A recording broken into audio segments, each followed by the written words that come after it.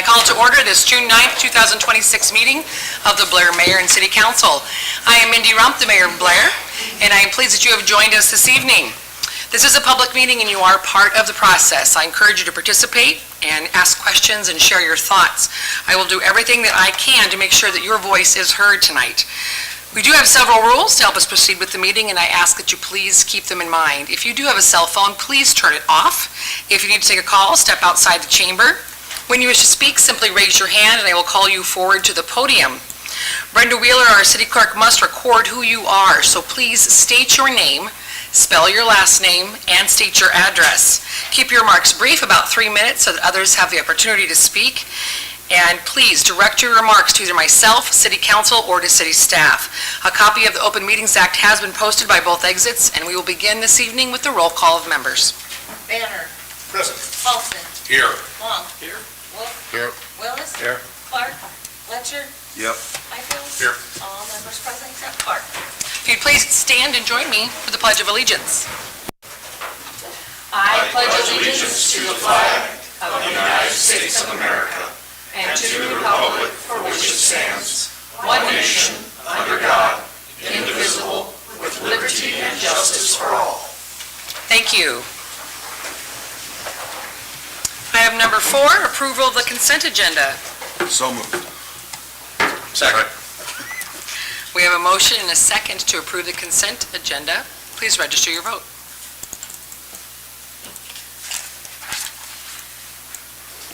All council members present voting aye. Motion passes. Item number 5, consider resolution 2026-068 approving the use of public safety bond funds in the amount of $35,241.08 for the purchase of drone equipment.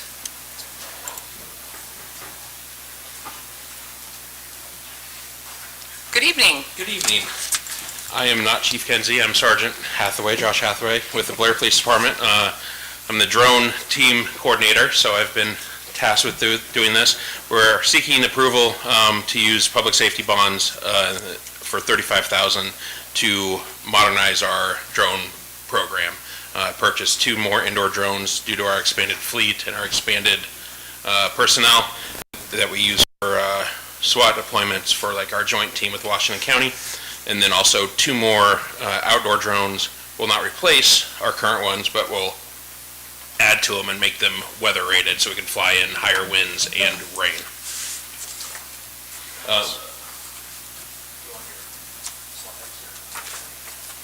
Sure.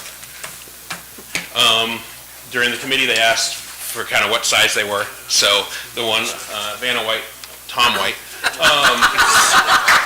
the one on the left is going to be in his left hand, the indoor platform that we use to fly indoor. We utilize that kind of, instead of throwing cops in an unknown area, we can throw the drone in there and fly it in there. And then this is one of our outdoor platforms, the new one, which I don't have any here. I had a demo unit, but I had to give it back. It's about a little bit bigger than that, but roughly about the same size for the 2 outdoor drones. And then that would include the $35,000, like I said, 2 indoor drones, 2 outdoor drones, and then also we're replacing an aging computer Service Pro that was given to us when it was retired from the City Council in 2022. It was given to the drone team to utilize for mapping, things like that. It is not strong enough to function for the current mapping and 3D mapping and stuff that we do. So it includes $2,500 to replace that and with a new current laptop. And the outdoor drones, can they have a payload? Is that correct? Yes, it does have a drop system that we're getting in it. Not a very big payload, but it's commonly used to drop water. It can drop Narcan, cell phones, or inflatable like life vests for the river. You can drop it and have it deploy on impact with the water. Okay. Good question. These come out to about 8,000 apiece. So the breakdown is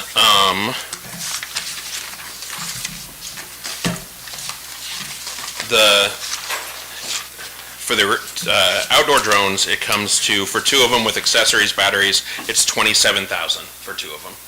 They're thermal and IR capable, so we can use them at night for search and rescue, if someone flees from us, things like that. The indoor tactical drones are cheaper. They're $4,000 for a complete kit for 2, total for both of them. And then the support equipment is about $1,000.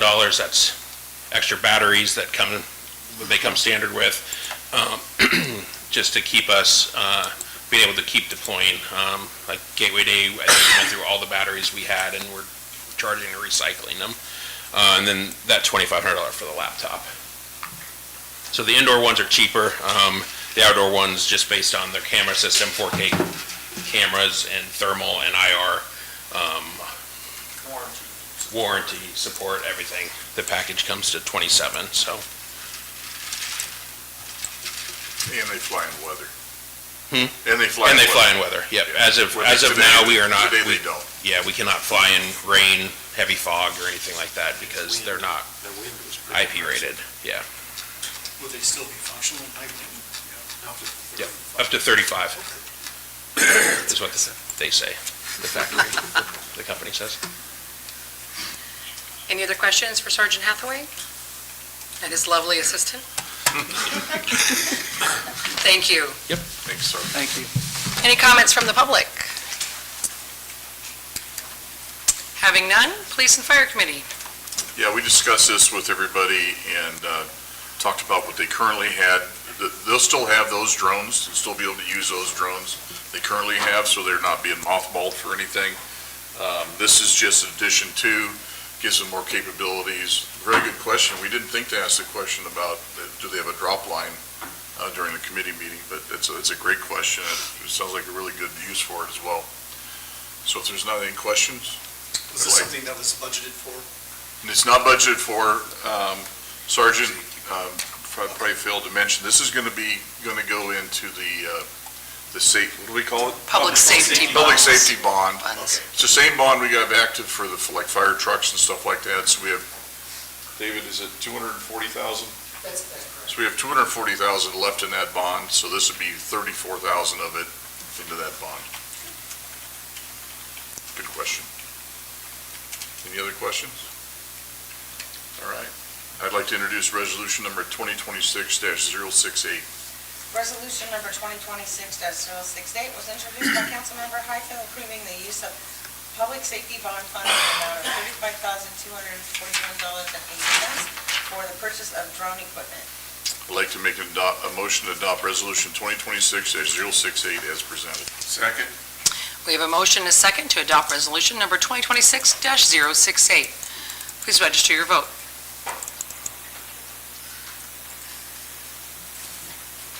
All council members present voting aye. Motion passes. Item number 6, consider resolution 2026-069, approving the use of public safety bond funds to purchase replacements for the department's patrol rifles, patrol shotguns, and pistols.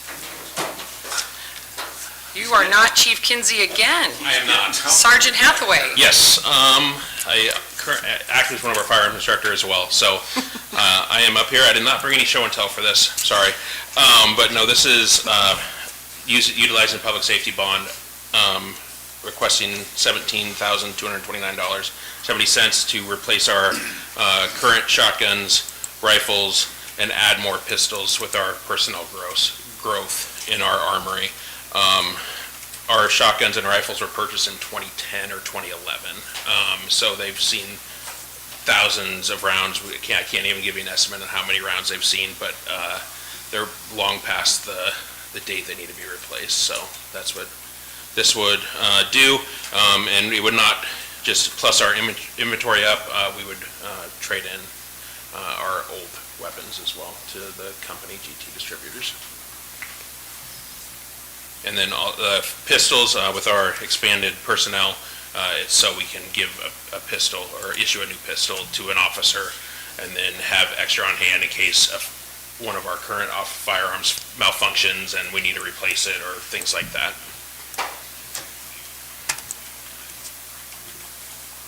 Any other questions for Sergeant Hathaway?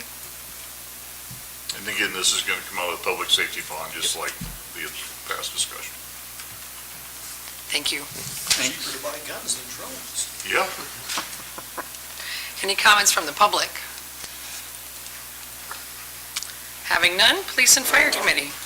We did meet on this to discuss, and Kirk and I know a gentleman that deals in selling arms legally. Just thought I'd throw that out. Let's throw that out there, Rick. And he offered some pricing, and he couldn't touch the pricing that they're getting on these guns from this distributor. So we all kind of agreed that this is the way to go. So with that, I would like to introduce Resolution 2026-69. Resolution number 2026-69 was introduced by Councilmember Paulson, approving the use of public safety bond funds to purchase replacements for the department's patrol rifles, patrol shotguns, and pistols. I'd like to make a motion to adopt Resolution 2026-69 as presented. Second.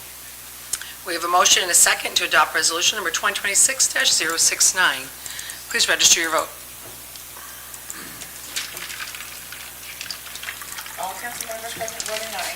Motion passes. Item number 7, consider resolution 2026-070, approving a professional services agreement with Olson Associates for completion of the city's comprehensive plan. Mr. Green. Thank you, Mayor. Good evening. Good evening, council members. As you know, we had presentations made a while back for getting ready for the comprehensive plan, selected an engineering firm at that point in time. We've been doing some negotiation with them on the pricing, but we've had a couple things that have changed over the last several weeks. Number one, our community development director had announced his retirement, and so eventually he will no longer be with us. And as you know, I announced my retirement or resignation this week as well, and we'll be leaving at the end of August. So it's these two positions that are probably the most important ones when it comes to actually ushering forward this particular process with a comprehensive plan. So in consultation with the mayor, staff's recommendation to you is that you would indefinitely, I think would be the right term, indefinitely postpone this decision until a new city administrator is on staff and hopefully a new community development director, and then allow those two to kind of restart the negotiations with the individual engineering firms at that point in time, and to bring a recommendation back to you. So, any questions, Jeff, for me? So did we start negotiations? We have been talking to them. The dollar amount was substantially high. I still hadn't nailed down exactly what pieces. They know that it needed to substantially come down some, and then the events happened this week. So, Other questions? Thank you. thanks, Bill. Motion to indefinitely I'll second it. suspend Resolution 2026-70 as presented. Second. We have a motion and a second to indefinitely postpone resolution 2026-070. Please register your vote.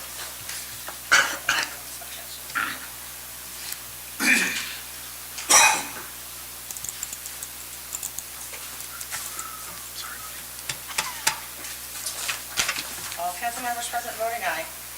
Motion passes.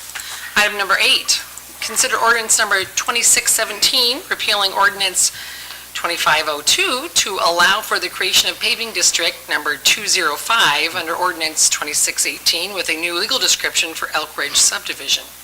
Mr. Green. Thank you, Mayor.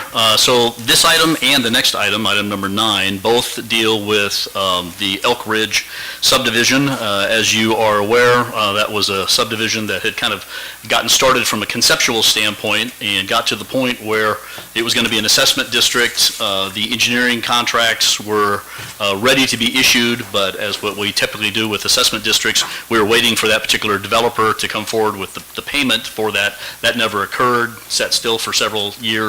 Now we have a new landowner who wants to move forward with basically the same development. You had approved a developer's agreement with that individual previously, but we're getting ready to do the street assessments now and realize that the previous one, we were hoping the previous street district would be sufficient for what we wanted to do, since we really weren't changing the design at all, but then realized that unfortunately that one had been approved prior to a replatting that had taken place for the Elk Ridge subdivision. There's actually been 2 separate replats of that area. One was the replat 1 actually changed the physical layout, if you will, of the actual lots. Then we noticed afterwards, when replat 1 had been approved, that it actually hadn't included all of the street right-of-way, which needs to be inside the subdivision. And so they ended up doing a replat 2. The previous street district just referenced replat 1. And so that's the only change that needs to be made, but it is an important enough technical reason to cancel that. So this particular ordinance before you would revoke that previous ordinance, like the mayor had said, and then you'll notice in section 2, there was also the previous resolution that had approved the previous developer's agreement with the previous landowner. That necessarily had never been revoked. We probably should have referenced that in the one that you approved last time, but we didn't, so we've just tagged that in there as well. So it'll basically revoke the 2 different items, the previous ordinance as well as that previous resolution. Any questions for me? Thank you. Any comments from the public? Finance Committee? Well, we met regarding this, and what Mr. Green said makes sense. It's a different plat, it's a different developer, so it makes sense that you have to eliminate the old one, so that way we can move forward with the current one. And with that, I will introduce ordinance number 2617. Repealing ordinance 2502 that created paving district number 205, Elk Ridge subdivision, replat 1 in the city of Blair, Washington County, Nebraska, which district legal description has been replatted and a new legal description developed, making ordinance 2502 null and void. Repealing resolution 2023-11 that approved a developer's agreement for Elk Ridge subdivision, replat 2 with the previous developer, providing when this ordinance shall be in full force and effect and ordinance publication of this ordinance in pamphlet form. I move the statutory rule regarding reading on 3 different days be suspended for consideration of said ordinance. Second. Question? The question before the council is, shall the statutory rule requiring reading on 3 different days be suspended? Please register your vote.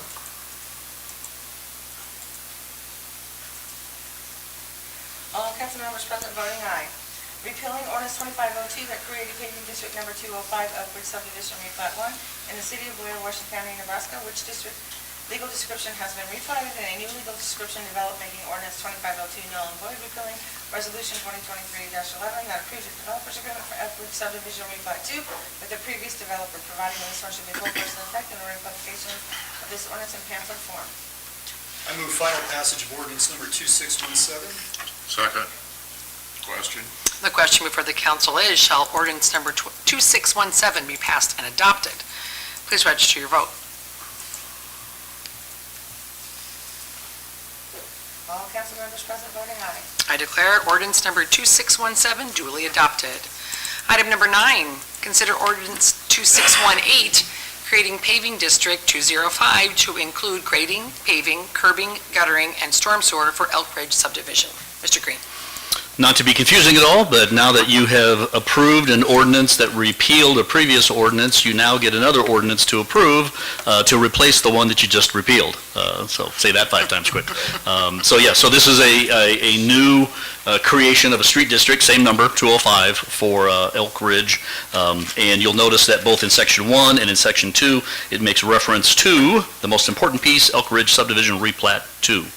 And that was all that we really needed to change. So it does reference all the streets that are in there exactly the way they were before. So Riverview or Garfield Street running north and south, and then the west and east Garfield circles. Any questions? Thank you. Thank you. Any comments from the public?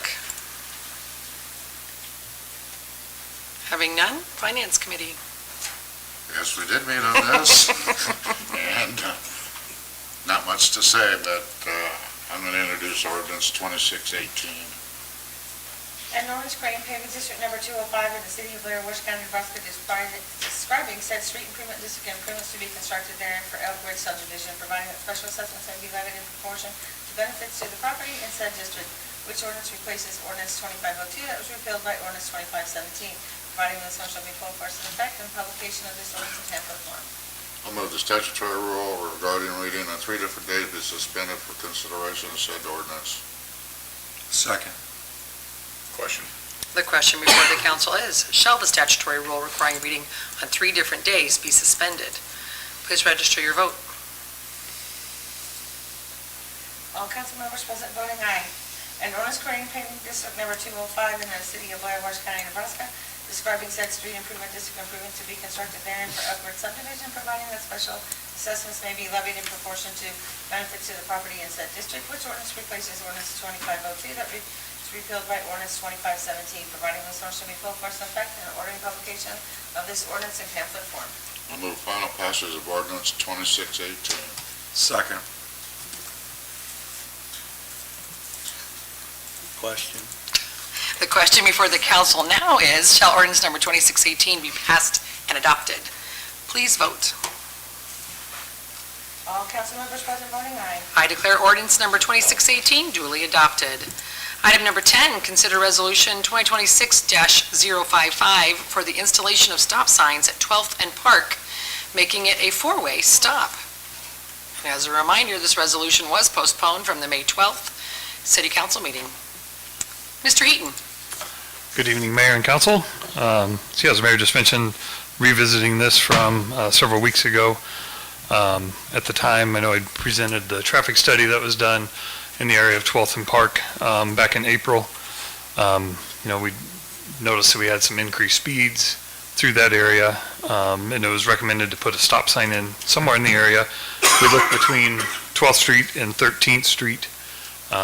After some staff discussion, talking with the council, and I believe the mayor spoke with some school board members, everybody kind of gravitated towards putting the stop sign at 12th and Park. So that's what I'm here to recommend tonight.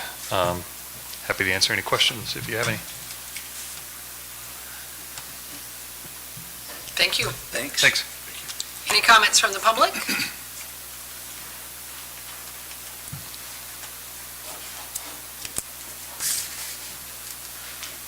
Joseph Lager, Lager. Good evening, Mayor and Council. And your Y12. Your address, please? 209 Riverview Drive. Thank you. Too short. Why here? They're speeding on Adams, they're speeding on Nebraska, speeding on State.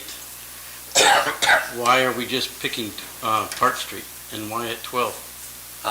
I can try to answer that. Had a citizen come forward who's lived on that street in that area for quite some time and was concerned about the children in the area and the speeding going to school and so forth from just west of there, east to with the 10th Street. So the request was to look at that location to put a stop sign. The new counters and the data that was received indicated that there was excessive speed through that intersection and the amount of cars corrected. Can you add anything else to that? I mean, there's data to show that it was needed, and that's why this was brought forward. Did you put it on the counter up on Adams and on Nebraska? This was a request, and that's when we did this. We were asked to look at Yeah. this specific area. Tom, do you remember off the top of your head, the one fast is like 45 miles an hour? Somewhere close. Average speed was 24. Yeah, we've had 60 before, so. Yeah. All right. That doesn't mean they won't look at other places as well. So it was a request, and that's why this was done. Thank you. You're welcome. Thank you. Any other comments from the public? Having none? Transportation Committee, did you meet on this?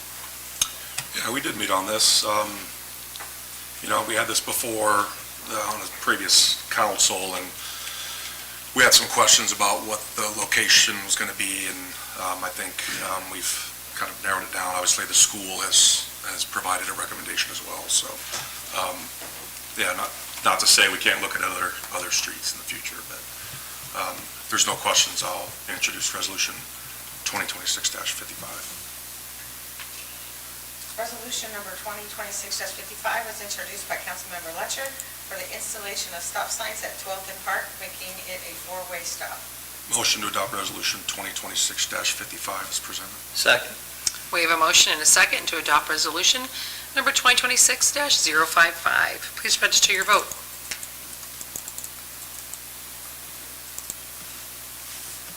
All council members present voting aye. Motion passes. Item number 11, consider resolution 2026-071, approving a bid for the 2024 storm damage hail repairs. Mr. Heaton. Thank you, Mayor. So yeah, before you guys right now are several bids for storm damage repairs from the, I'd like to make a motion to receive and place on file the bids for the 2024 storm damage hail repairs. We have a motion and a second to receive and place on file the bids for the 2024 storm damage hail repairs. Please register your vote. Thank you, Mr. Heaton. yeah, no problem. We need to make a note of that next time we have bids. You got it. So yeah, we have 4 different bids. Did you announce the vote? All council members present voting I'm aye. getting, Motion passes. Okay, now you It's a can show on speak, the road, Mr. you Eaton. know? I'm so sorry. yeah. All right. Yeah. So these bids are from storm damage back in May of '24. The reason it took so long to get to this point is just the scope of all the insurance claims that we, staff, went through. I was talking to the Finance Committee earlier. We had 3, I believe, very large binders. So every single city property was reviewed by the insurance adjusters, and then they provided their kind of review, what their recommendations for repairs were. City staff then went through that, specifically Mark Hodson, Tony Larimore went through, looked at all of those claims, and then gave their opinion on if it was cosmetic work or if it was legitimate work that we felt needed done, to make sure we're making the best use of those funds. Since then, the insurance has given us what they felt was coverage for it. We went through that list and narrowed it down to, I think, about 19 different buildings that needed attention. Mostly that is looking at shingled roofs. The membrane roofs weren't damaged enough to need repairs. So any funds out of that insurance settlement, I guess, if you will, that we don't use will be saved for future storm damage or things of that nature. So before you are 2 different bids for 2 different types of shingles, a standard Class 3 shingle, and then we also asked for a price for the Class 4 or the high-impact hail-resistant shingles. Brenda helped me. We did confirm today that through our insurance company, there is not a discount for going with the high-impact shingles. I know I did them on my house several years ago after a hailstorm. You know, I know it's Nebraska. If we could get one tonight, next week, you know, it's just kind of luck of the draw. But I do believe that they hold up better to some of those minor kind of nuisance storms. So I'll leave it to the council's discretion. But in either case, Royalty Roofing was the low bidder on each of those bid packages. Any questions? Thank you. Thanks. Thank you. Any comments from the public? Finance Committee. Mr. Wolf and I reviewed this, and spoke with Mr. Heaton. I think we were in like mind, thinking that we didn't want to be penny wise and pound foolish by going with the cheaper. It's only about a $20,000 difference between the Class 3 and Class 4. And even if we don't get an insurance discount, we think that over time, the advantage of having the Class 4 will more than compensate for that. So if there's any other questions? I just have a comment. I think we need to push our insurance company to give us a discount, because we've all, I mean, a lot of us have gone to Class 4s, probably in the audience as well. And, you know, I did it the big storm in 14, and it saved, you know, our house a couple times, right? And then when it does happen, it's bad, of course, you know, everybody gets affected then, but still, your premiums dropped drastically. You know, to what percentage, I can't recall anymore, but you thought yours was down 20% when he went Class 4. So I think we need to push our insurance company to say, you know, what gives here? Everybody else is giving you a break if you upgrade the shingles, so. Good point. Otherwise, I'd like to introduce resolution number 2026-071. Resolution number 2026-71 was introduced by Councilmember Banner, approving a bid for the 2024 storm damage hail repairs.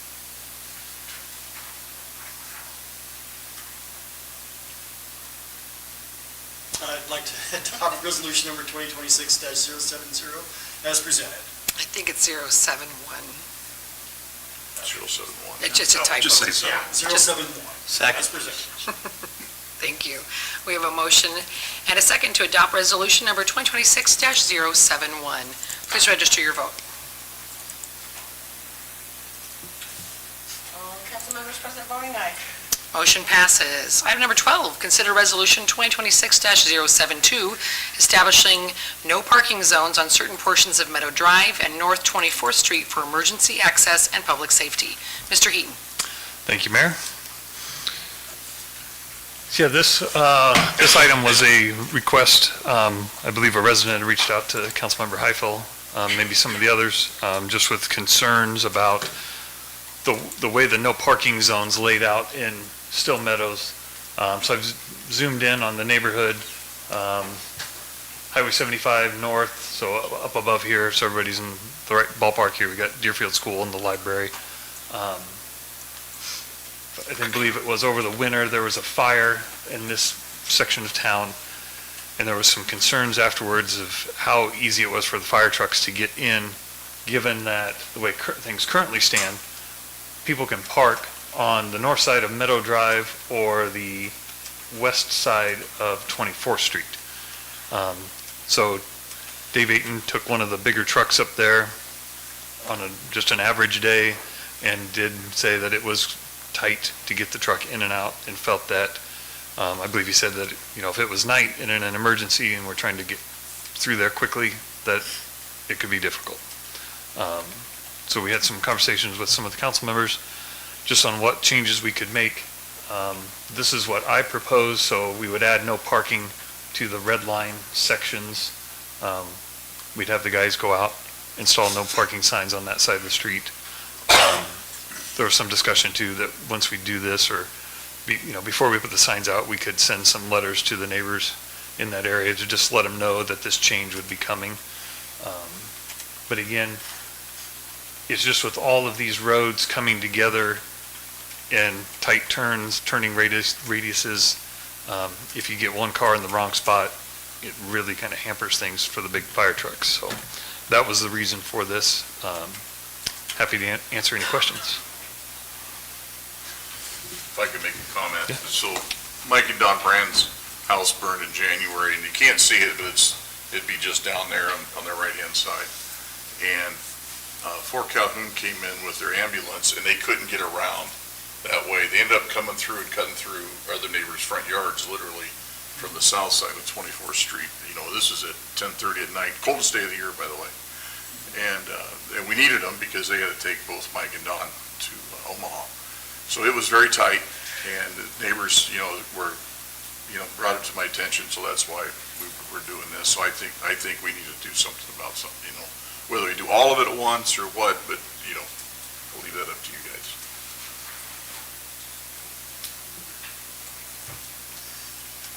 Any other questions for staff? Thank you. Thanks. Any comments from the public? Having none, Transportation Committee.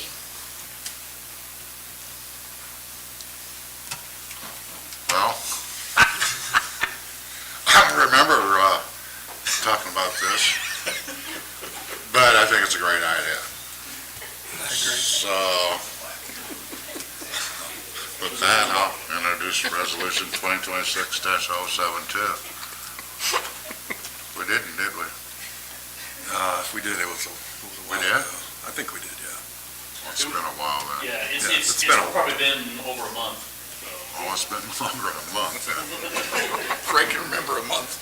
Resolution number 2026-072 was introduced by Councilmember Wu, establishing no parking signs on certain portions of Meadow Drive and North 24th Street for emergency access and public safety.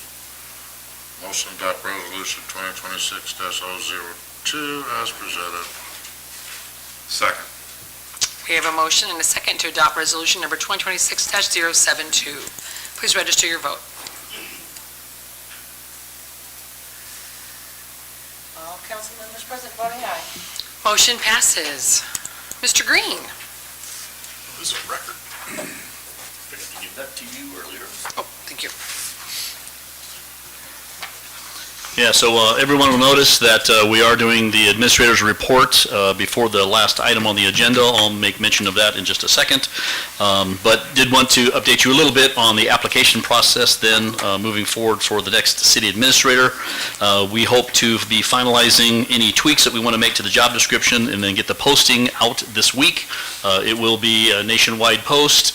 We would anticipate that we probably will have some applications from internal staff. We'll have many hopefully from Nebraska and the region, and then maybe some even nationally. We do have a kind of a projected timeline as Ben Gould kind of laid out for us, both for this position, the Community Development Director position, and we'll need to be moving forward here fairly soon on the Deputy City Clerk position.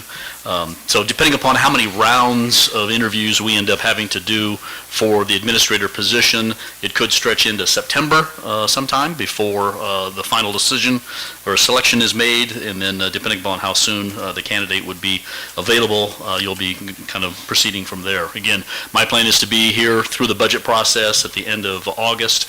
If for some reason, things would move forward quicker and a selection is made, then I'll step aside at that point in time. But it easily could last even longer from after I'm gone.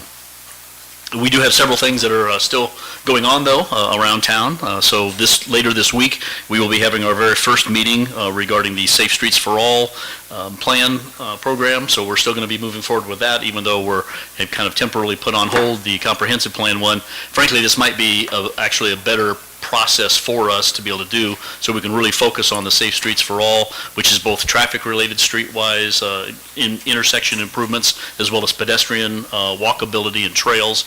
That will then be able to be kind of incorporated into the new comprehensive plan. So we'll keep you posted how that process continues to go forward. Today, we did meet with personnel from JEO regarding the CCCFF grant that we got, which is a planning grant, not an implementation grant, but a planning grant to help us develop concepts that then we could hopefully seek funding for that would help us to utilize, again, the community room that's upstairs here at City Hall. And so trying to kind of formulate exactly what that might look like and develop some plans that we could bring back to you and to the citizens sometime in the future. Just a reminder that the budget workshop is just 3 weeks away. David, it's just 3 weeks away. So it's coming quickly this year. We're finishing up the individual meetings with department heads this week, and then we'll be fine-tuning that. So again, it's on the 5th Tuesday, June 30th, and we'll start at 5:30 p.m. So earlier than normal, but that allows us to hopefully get out here by 8:30 or so. And then just to let the audience know, we are going to be going into an executive session next. The way these executive sessions work, they're for a very limited purpose, and the mayor will read that several different times to just stress that it's ultimately for the protection of the public and the public's interest. I want to stress to the public that no actions will be taken during the executive session, and in fact, no actions tonight will be taken after the executive sessions. The public is free, is welcome to stay if they would choose to. If they choose to stay, they would stay in this room, and the council will move over to the conference room. If for some reason, though, no one chooses to stay, which is their prerogative, because again, no actions will be taken afterwards. If everyone's willing to leave, then we'll lock the doors and we'll just go ahead and continue to meet here in the chamber. But wait until all the announcements have been made, and especially the mayor has a special one after the vote has even been taken to just remind the public that we're going into executive session. Then at the very end, we'll come out of executive session publicly. The mic will be turned back on. She'll remind the public of what the purpose was for that. That you'll take a vote to reconvene, and then you'll instantly end the meeting for tonight. So again, no action will be taken, but people can either stay or leave as they choose to. Any questions you have for me? Thank you. Thank you. Item number 14, executive session to discuss possible litigation involving the city of Blair and to preserve the attorney-client privilege.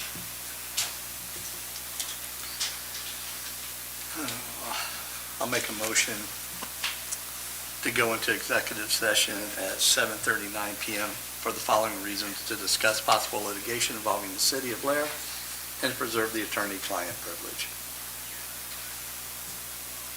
Would someone like to second? Second. A motion has been made and seconded to go into executive session for the limited purpose to discuss possible litigation involving the city of Blair and to preserve the attorney-client privilege. Please register your vote. All council members present voting aye.